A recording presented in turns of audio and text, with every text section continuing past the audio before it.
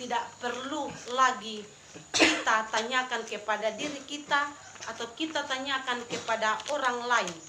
Karena pertanyaan-pertanyaan ini adalah otoritas Tuhan. Hanya Tuhan yang tahu.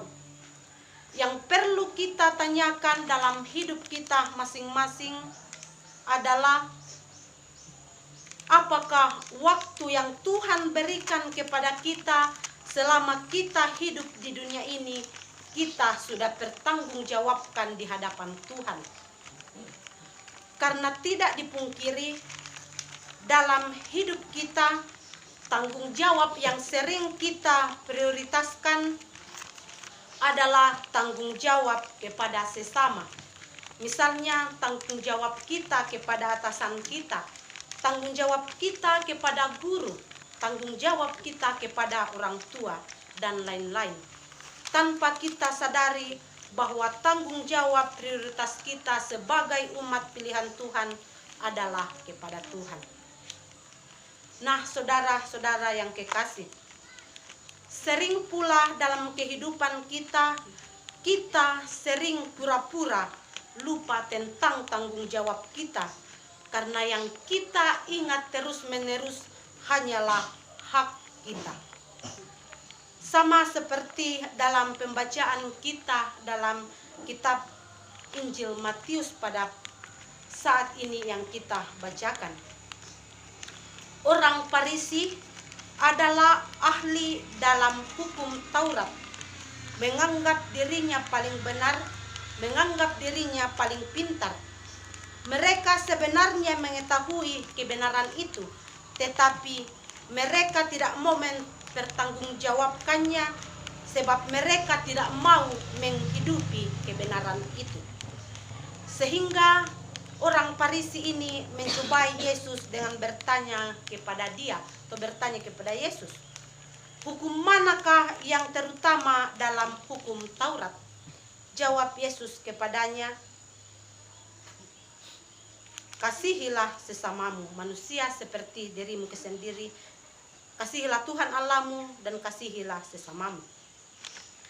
Jawaban Yesus adalah kepada pertanyaan orang Farisi ini merupakan tanggung jawab yang sangat besar, merupakan tanggung jawab yang begitu mulia yang dituntut dari umat Tuhan selama kita hidup di dunia ini, yaitu hukum kasih.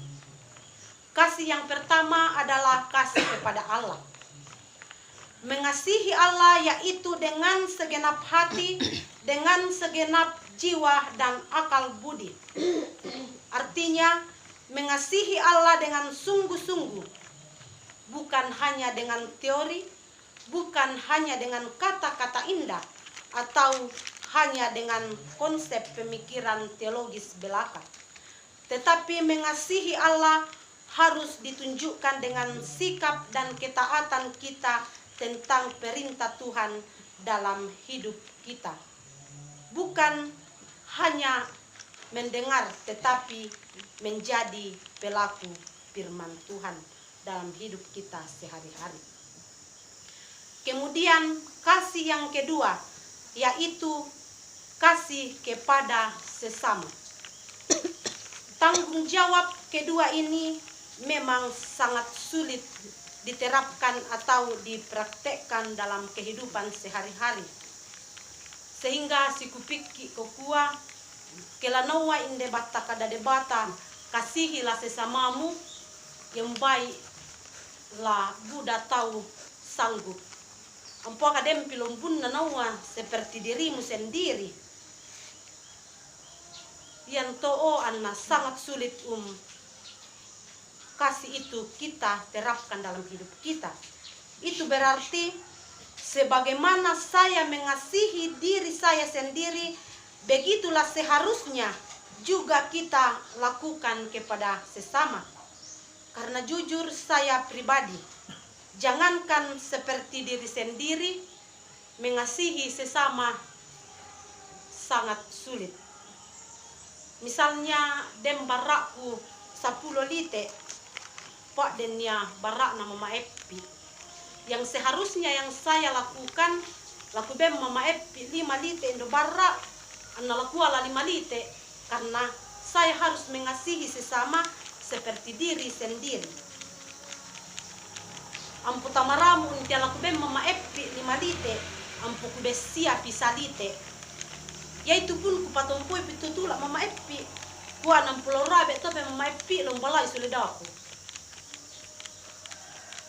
Karena pemikiran saya, kalau saya berikan kepada mama epi beras saya, di kemudian hari apa yang saya akan makan, tanpa berpikir bahwa Alkitab dalam Matius 6 ayat 34 mengatakan, sebab itu janganlah khawatir akan hari esok, karena hari esok mempunyai kesusahannya sendiri.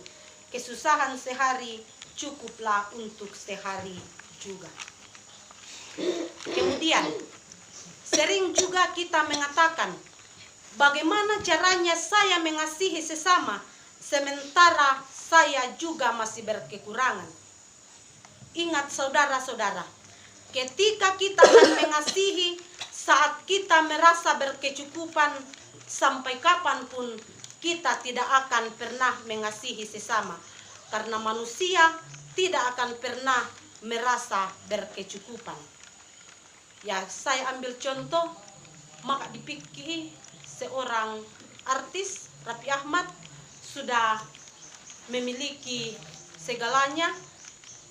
Dia mempunyai gaji bulanan miliaran, ya merasa cukup, tapi dia belum merasa cukup. Yang tiana kuat maka layak memberi itu sesama ke merasa cukup, entah itu berarti dalam hidup kita tidak akan pernah memberi, karena manusia tidak akan pernah merasa cukup. Untuk itu, kasihilah sesamamu manusia dalam keadaan apapun, baik dalam keadaan berkekurangan atau dalam keadaan berkecukupan. Saudara-saudara sidang jemaat yang kekasih dalam Tuhan, di hari terakhir tahun 2023 ini, marilah kita mempertanggungjawabkan waktu yang dianugerahkan Tuhan kepada kita. Janganlah kita seperti orang Farisi yang sebenarnya mengetahui tetapi kita tidak mau menghidupi tanggung jawab atau kebenaran firman Tuhan itu. Kita sebagai umat pilihan Tuhan sudah mengetahui dan sudah paham tentang hukum Tuhan. Untuk itu, praktekkanlah hukum kasih itu di dalam kehidupanmu sehari-hari. Dimulai dari kasih kepada Allah dengan segenap jiwa dan akal budi.